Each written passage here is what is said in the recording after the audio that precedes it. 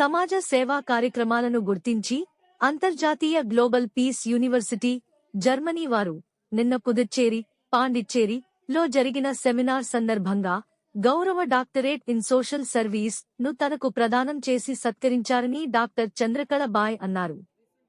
ఈ సందర్భంగా ఆమె మాట్లాడుతూ, పురస్కారం నాకు లభించడం నా సమాజ సేవా ప్రయాణంలో ఒక గొప్ప గౌరవం మరియు ప్రేరణ. గత 25 సంవత్సరాలుగా నేను నిర్విరామంగా కొనసాగిస్తున్న సేవా కార్యక్రమాలను గుర్తించి ఈ గౌరవాన్ని అందజేయడం చాలా సంతోషంగా ఉందన్నారు.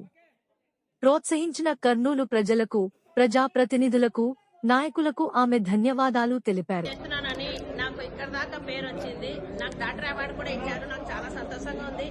డాక్టర్ అవార్డు ఇవ్వడమే కాదు, నాకు బాధ్యత కూడా అప్పచెప్పినట్టు అని నాకు అనిపిస్తుంది.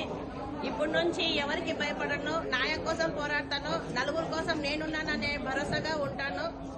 డాక్టర్ అవార్డు అనేది చిన్న ఆసామాసి కాదు.